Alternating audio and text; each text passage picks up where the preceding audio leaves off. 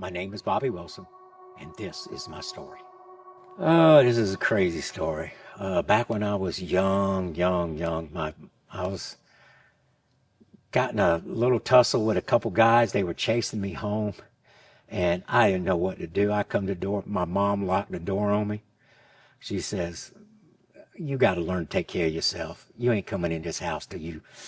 I got beat up, but I learned to stand my ground, just take my lickings and fight back. And that was my first experience with fighting. And so I've had, a couple fights since then as a young buck, young boy. And, then as I got older, I had a few more. And then whenever I got into martial arts, I don't know, it was something about martial arts. I didn't have to fight anymore. I just fought competitively then, but never gotten any more fights. It's crazy. At that time when I was running from, there was two guys.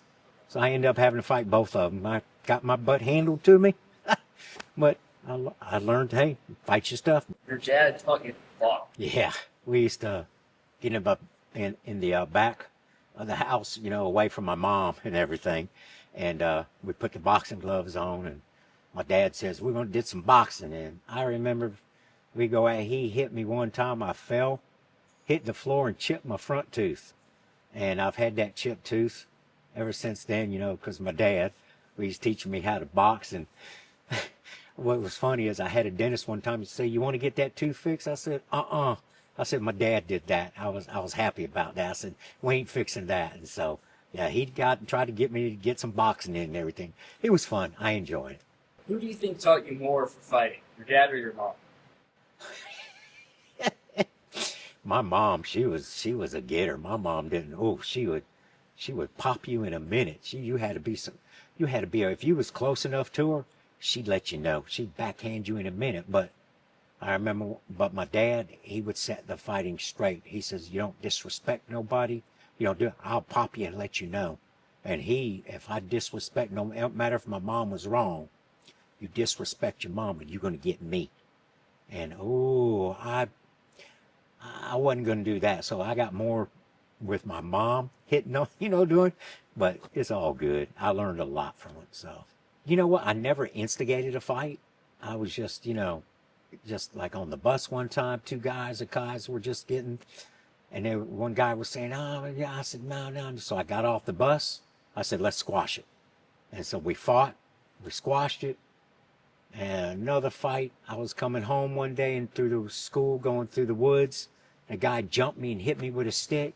We fought, squashed it, and then a couple guys jumped on me and beat, but I never instigated anything. I just pretty much took care of myself. So I never started a fight. I usually had them come to me.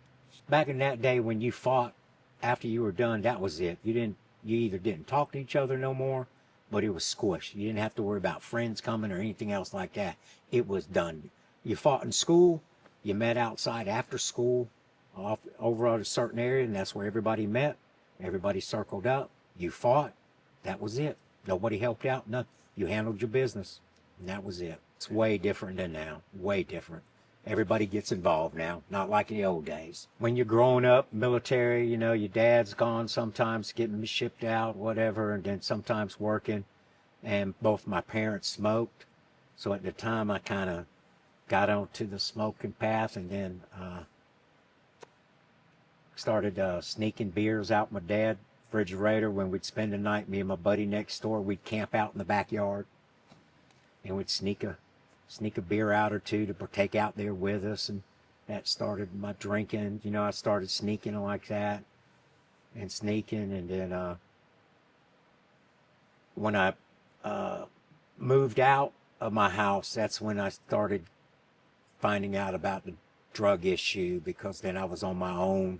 I moved out when I was 18 because my dad put the rules down. If you don't like the situation of the house, whatever, you can move out anytime. You're a grown man. You take care of your own business. And so I moved out, and then I started hanging around some certain people, and then drugs started getting involved. So I started drinking more, moved up from beer to liquor, and then smoking a lot, and then drugs got in. I never did the heavy duty injection drugs. I did most everything, all the other stuff or anything like that. It just took over, started doing the party life. I started partying a lot. So it was the crowd I hung around. It was the crowd that I hung around.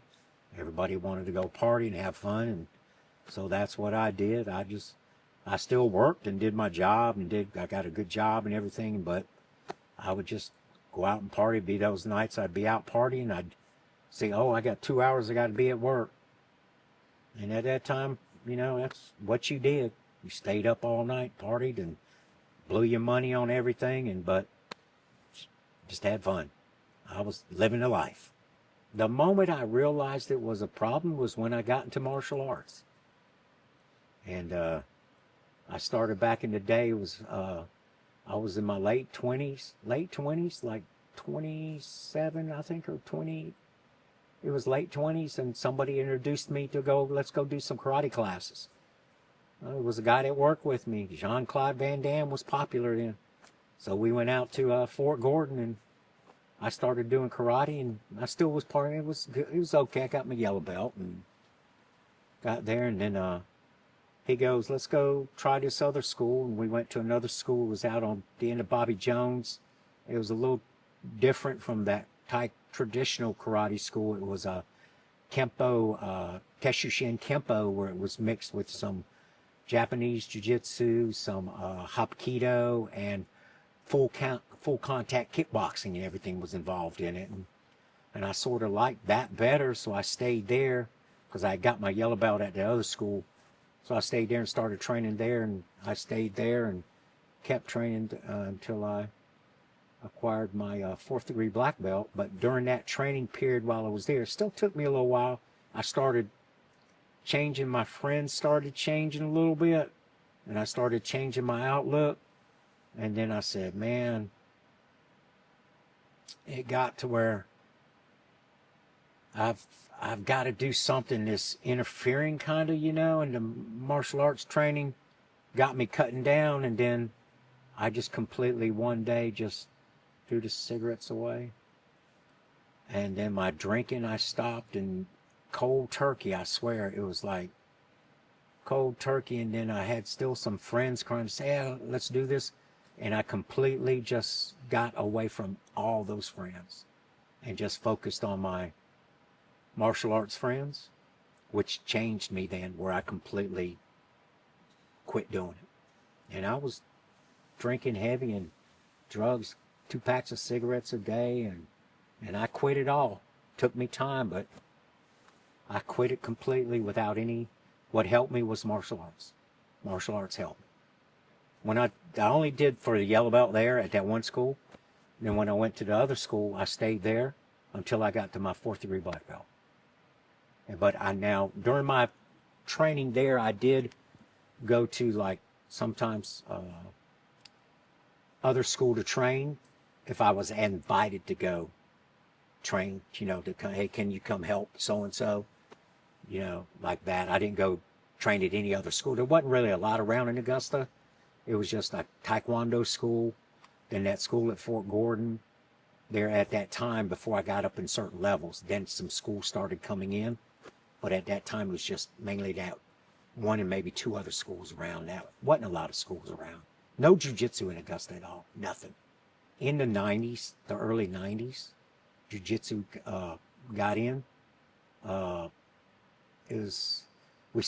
could say the UFC started kind of like back in the 90s. So we seen that. And then the instructor had said, man, we got to get this because we had the Japanese jiu-jitsu. We had limited ground, but not a lot. And we seen that. We said, man, we got to get this involved into our game. We had an open mind. So let's learn this jiu-jitsu and get this to make us complete and better. And so that's when I first met Hickson, because we went to a Hickson seminar in North Carolina. And that's when I first met Hickson. I guess you could say that's how my jiu-jitsu started from. We all got together, let's go to a seminar and train and watching. And just a quick story about that. It was at a seminar, big seminar, Hickson showed stuff, and then we'd roll with everybody after the seminar. We'd roll while we're there. And I watched because he had a bunch of judo brown belts out there. And so they were coming at him. I mean, trying to get him. And he was tapping them quick, getting. So it was my turn. So I got out there and I go, I'm going to go, because I didn't know nothing. I'm just going to have fun and just do slow. And he rolled with me and just did whatever and just played. And then he kind of told me, I've got to tap you out, my friend. I've got to roll with some other people. And he proceeded with the Americana. And that was my first experience of rolling with Hickson, getting tapped out with the Americana. And that's kind of why I like the Americana. And I did 2 more seminars with Hickson, all we did. And it was nice because we incorporated. We were like white belts, training white belts, teaching white belts with no jiu-jitsu. The closest jiu-jitsu was when Hickson came to North Carolina, we would go. And that was all jiu-jitsu. So it was like, that's how we learned jiu-jitsu. That was it's crazy. So that was my experience.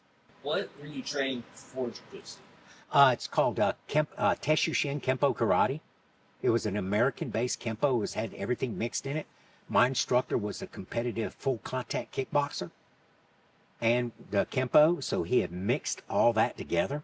And so we had a fighting style where we was already full-contact kickboxing mixed with the Kempo, mixed with limited Japanese and the Hapkido and all that stuff. Whenever we got to the ground, we got up quicker, held a bit and got up. And, so that's how we started getting our jiu-jitsu, so we could get it mixed in there. So if we end up on the ground, then we could handle ourselves on the ground. And in those days, if you're not a black belt, they didn't honor no belts. You started over. So I put the white, I had white. I didn't care. It was only a couple months out there at the school. So I had a white belt back on. And so I just started white belt all the way up to 4th degree black belt in Kempo, the Teshushin Kempo. And then at that time, when you're on your own, if you train somebody from white to black belt in the Kempo aspect, you go up 1 rank. So I went up to 5th degree because I trained a young man from white belt to black belt. A young man named Brandon Lane. He went on to fight competitive full contact kickboxing, fought for several titles, and did submission tournaments, jiu-jitsu tournaments. Later on, a couple of them and all that. And so I was automatically promoted to 5th degree. And then when I was doing that with him, I was no longer with my instructor, and I haven't received any rank since that 5th degree, and it's been, but he's the only guy I get rank from. I don't take rank from anybody else, so that's why I've never moved up in the Kempo aspect on rank, because I'm one of those. I got all my rank from him. Nobody else knows me like he did. I don't get rank from nobody. I'm just stay 5th degree for the rest of my life. That's it. And when I was with my other instructor, I fought. I fought competitive kickboxing. I fought for the Georgia super heavyweight title, amateur super heavyweight title, out at the Augusta College Sports Complex. Lost it by a split decision, but me and the guy came in became good friends. I fought 3 other fights, and then my last full contact fight I did, I was 41, and the young man was 21. And I said, after that, I'm retired from fighting. No more full contact kickboxing. I was done. That was it. I retired. Were there any big life lessons you learned doing that? Oh, never give up, never quit. How bad do you want to change it? Who can stop you? I mean, like I always say to students, only you can stop you. You are in charge. So that's the life lesson I like to say to myself. I'm in charge. Only me can stop me. And I try to instill that to everybody else, because that's what I've learned from my instructors. I guess that's a life lesson I would say. You're in charge. People can say what they want about you, but you're in charge of what you do. I guess that's why I don't get any fights now, because I know better. Back then it was old school. It was, you beat each other up. You just, you hit the floor, we threw each other, you beat each other up. And I had a weight problem back then too. I was 250 pounds. And so that's hence where I got my nickname Scud. because at that time the war was back then, Scud missiles. I'd hit everybody and make impact. And so, you know, I was a heavyweight back then. You know, and I fought all my fights. I was heavyweight, super heavyweight. And then, so I didn't fight anymore after that. And then when I got to change it around into my jiu-jitsu journey, wherever, with Gustavo and everything, and just teaching me, then I did more jiu-jitsu tournaments. I started competing in jiu-jitsu tournaments and submission fighting tournaments and everything like that. And so, and I was sort of heavyweight, and then I started getting my weight under control, got my weight down, so I got my weight down. And I had some good submission fights, and, you know, with a couple key guys, like a guy named George Allen, had some good fights, submission fights, him. And I remember we was also, back in the day, we were learning, you know, some sport jiu-jitsu. Paul Creatin from Atlanta, Ziegler would bring in for a seminar when we was at that school. So I saw some stuff then with the sport jiu-jitsu. So we're getting into that, so it was mixing in stuff. So I started getting more, and then my jiu-jitsu really, really, really kicked in once I got under Gustavo. Because I tried some other instructors around in Atlanta and all that, no success. So when I got under Gustavo, my jiu-jitsu got better. It was 2001, somewhere around there. It was like 1 or 2, something like that. When I had my old school, whatever, it was back in that time, way back. I can hardly, it's been so long. So we'd bring him in. A guy brought him down one time. He said, hey, I'm going to bring this guy down for a jiu-jitsu, because I took the school and we had judo and all that. And so he said, we're going to bring the guy because some jiu-jitsu started spreading a little bit, not schools, but people started learning some. And so, you know, with the UFC. And so Gustavo came down, and the guy said, I'm going to bring a guy down from Virginia Beach, do some jiu-jitsu. And that's when he came down, brought him in. That's when I first met Gustavo. And when I met Gustavo, it's like it clicked. That's my jiu-jitsu instructor. Nobody's changed to nobody else. He is now he is all the way now my instructor from 3rd-degree black belt, from white to 3rd-degree black belt. And same principle, if I ever leave Gustavo and something happens and I can't I can't train on him no more, I'll probably stay at the rank I have with him. I won't go up anymore. That's it. Nobody else would put rank on me. He's the only one that put rank on me. When he came in, it's just his demeanor and just the way, because I met other jiu-jitsu people, and it's just, you know, because Hickson was just too far to try, and then as it was just too far to always do, you know, so. And in Atlanta, we had a few things, you know, and then jiu-jitsu started getting a little more, where we started getting more training. But then when I went on my own with the thing, and then the guy brought Gustavo, that is just something about him that just made me click that I don't care about anybody else anymore. This is my instructor. One time, it sticks in my memory, I went up with Gustavo, went up there to train, because I would ride up to go train, and can't remember if it was my first roll or what, but it one that stuck out the most. That's where I learned the cow hoof. We was in there, and he was in the guard, and I stuck my arm under, and he trapped it, and cow hoof. He says he introduced me to the cow hoof, and that roll sticks out. And that's why I teach the kids the cow hoof, and they love the cow hoof. The cow hoofs are everywhere. But yeah, that was one of my first rolls.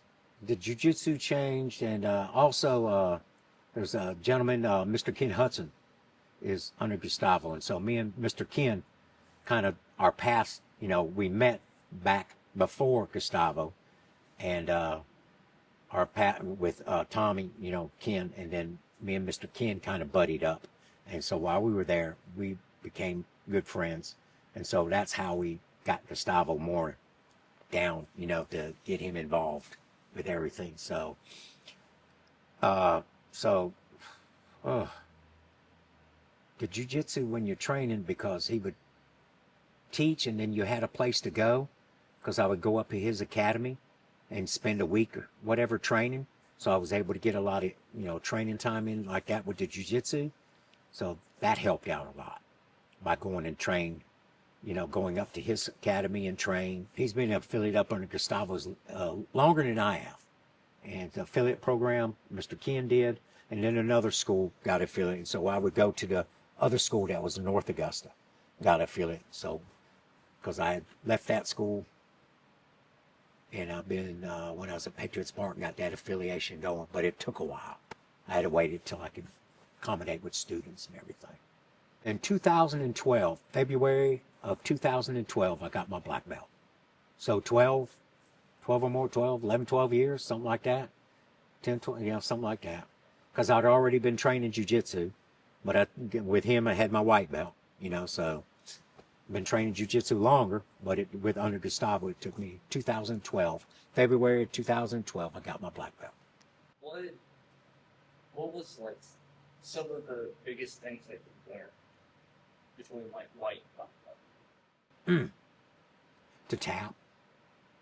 To tap a lot, and to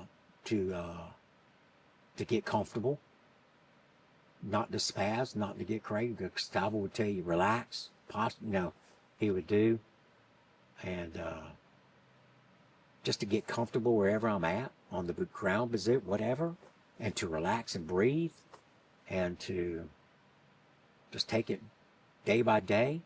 Don't worry about tapping. Who cares? And just get caught in bad positions and just have fun. Have fun. Jiu-jitsu has taught me to be a better person, not to give up. Taught me how to, not to physically fight, but to fight for what I want, because some of the injuries I've had, I should have gave up, or some of the things that jiu-jitsu taught me not to give up. How bad do you want it? Jiu-jitsu, it's like I've had both my knees totally replaced, anybody would have quit. But I said, I got to get back out there. Did it. I had major shoulder tear and dislocation and veins tore, emergency stent put through my vein because I almost had an aneurysm because of the shoulder going back on the mat too early. Taught me to don't go back too early. If you're injured or hurt, to wait and let it heal properly. It has taught me that, to take care. And don't quit, because the doctor says you'll never jiu-jitsu again. I said, jiu-jitsu, I'm going to keep doing it. Jiu-jitsu taught me to fight and I'm still doing it. And so that's what jiu-jitsu has taught me, is to only you can stop you. How bad you want it. That mat tells you what kind of person you are. The mat will humble you and make you a better person. I've had so many injuries through my career of fighting, training, black eyes, busted, fractured ribs, dislocations, broke toes, everything, bum out. I mean, it's 2 knees were so bad that when I walked, the knees would pop out like a broke tire, or like ready to blow up. And I had to get them both replaced. I can get down on my knees and do. Jiu-jitsu helped me be prepared for that. And then I had a shoulder dislocated. I was at a Paul Creatine seminar, and me and Mr. Ken, it's funny, I was stuck on my side, but my arm was behind me like this, so I couldn't just, instead of being on my back to roll to the arm bar, it was stuck. And when he went back, he pulled my shoulder out, popped it out, and thank goodness there was a guy there that was a PT, Mike Marino. He popped my shoulder back in, and a week later, I went back out on the mat, trying to train. Shoulder popped out again because I went back too early. They put the feet on it, pulled, and tore everything inside. I didn't know it. I had to go to the emergency room. Took me from that emergency room in an ambulance to another emergency room.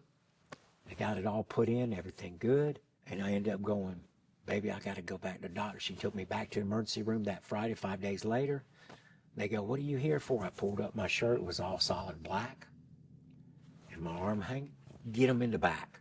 They took me in the back, put me in the tube, the MRI. Noticed that's where they saw the nerve and the vein was tearing.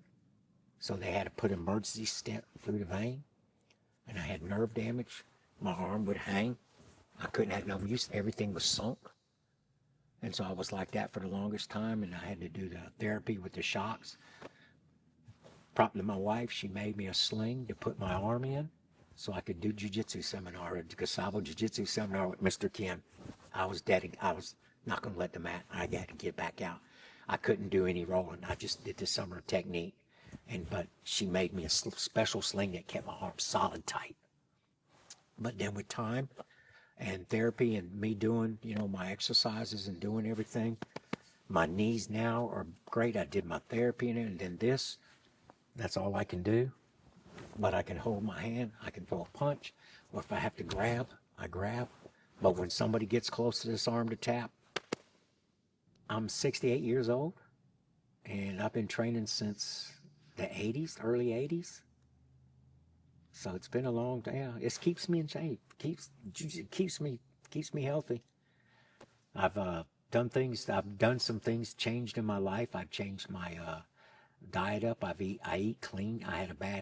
My brother passing away. My wife told me to go to the doctor and get checked, and so I went to the doctor, and he told me, hey man, you got high cholesterol, you got because I did the diet, weighed myself, he checked, we got to get you on these drugs and all this stuff, because I wasn't a big drug. I had to take baby aspirin and every now and then take a pain pill or whatever. But so I did research. I said forget. I said I'll change up my food. I started eating clean, processed, get rid of all that, and I went back to the doctor and he checked me, my cholesterol down. He said, hell, I said, I don't do no drugs. I don't pop. Like right now, I can say I eat as good as pie. I do have my cheat days. I have my coffee. I drink just coffee, black coffee, water with lemon. I fast, and I don't take any medication. I'm on no medication, no nothing. And so I lived a jiu-jitsu life. Try to stay active every day. Keep busy. I walk every day. I got a thing set on my phone where I try to walk 2 miles a day or more. And then with my jiu-jitsu, I try to, when I'm teaching jiu-jitsu, I try to roll and get out there and do some rolling and everything with my students. And then if I go to other schools, whatever, I try to get in some rolling time. And so, I try to do some kind of stay busy. I just try to stay active so I can keep doing jiu-jitsu and eating right and just I cleaned up my diet a lot, got my weight under control. That helped out too. The diet and cleaning up and just staying active, just keeping the body active to stay. And then get out there and play, and then get out there and just get on the mat and roll, have fun. That's what I do. Try to make it fun. I would say, I would get into a jiu-jitsu because it's a good workout. It keeps you in shape. It's a good stress reliever. You get on the mat, you roll with people, learning submissions, learning chokes, learning how to get up, learning bad positions, good positions. You're rolling, you're having fun. Whereas striking art's not for everybody. You don't want to get beat on all the time. Jiu-jitsu, you can get out there and just roll and have fun. What somebody could do to get better at jiu-jitsu, if they got on the mat, get on the mat as many times as they can and get out there and train. Sometimes, it depends on the person itself, how fast they're going to learn. And then if they get on the mat so many times, because you can get 5 days a week and some person may not learn as much as somebody gets out there once or twice. But just get on the mat, keep an open mind, and what I would say is keep a journal. So after your training of that day, write down in that journal what you did so you can reflect upon it. And then what you've learned on the mat for that day, when it's time to live roll, take what you learned and try to do it while you're live rolling to get it into your body. But the more time you're on the mat, the more you're going to learn, the better you'll get. So what do I think the best jiu-jitsu submission is at all time? It's the one you get them to tap with. Because, there's so many different ones that everybody has a favorite kind. I can't say because somebody else may say, no, it's not. For me, the best jiu-jitsu submission of all times is the Americana.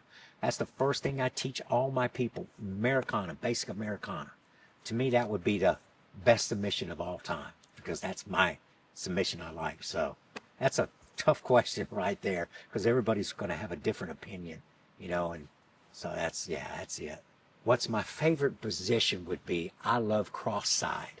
I like anything to do at cross side, because I can do a lot of different submissions, pain submissions, any kind of submission. I love cross side. So my goal is, whenever I'm rolling, wherever I'm at, I'm going to get to cross side. If I'm in your guard, I'm getting cross side. If you have my back, I'm going to get to cross side. If you have me in mount, if you're mounted me, I'm going to get to cross side. That's my goal, is to get to cross side. That's why some people, sometimes when you get this, you're watching jiu-jitsu matches and nobody's doing anything. They're not doing nothing. It's boring. That's jiu-jitsu. Sometimes it's boring. Great advice from Jean-Jacques. I went to a seminar up at Gustavo's. Jean-Jacques, be boring. So, hey, that's what I like. You set up your moves off of being boring. That's what he's talking about. And then Gustavo would yell that out sometimes, not like when I'm up there rolling. Bobby's playing possum. He's playing possum. So, but yeah, you're right. You see stuff, and then you'll see some people don't do it. They're just sitting there hovering and holding. That's why I like cross side. I'm going to be boring. I would train a little bit so you can get good at everything. Good stand up, ground, everything. Good jiu-jitsu. If you want to do some striking, go and learn some good striking, somewhere, whatever. Learn how to kick. Learn how to, nasty, don't worry about kicking to the head or nothing. Learn some good kicks to the legs. Learn some good elbows. Learn some knees. Learn then your ground stuff, because it's always going to be long range, short range, then ground. You're going to have two professional boxers. One time I saw them get in a fight. What happened? End up on the ground. Saw somebody trying to kick somebody in the head one time. I was out. Went to kick, fell on the ground. Guy jumped on top of him. Ended up on the ground. So make sure you know your ground. But make sure then if it becomes stand-up, you know something good. You don't have to spend hours at a boxing gym or a kickboxing gym. Just learn some good strikes, incorporated with some good clinches, and then with some good ground. Then if you're out and about, be aware of your situation. Make sure you're not in any bad areas, whatever. But if you're going to be, I would learn some kind of, a little bit of striking, a little bit of in-close, tight fighting, nasty headbutts, elbows, knees. Learn some headbutts, knees, elbows, some palm strikes, leg kicks, and then your ground. Everything you do, those short little things, you can do that on the ground.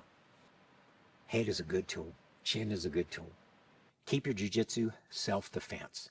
I would make my jiu-jitsu self-defense. Don't let it get all crazy or wild. Keep it simple.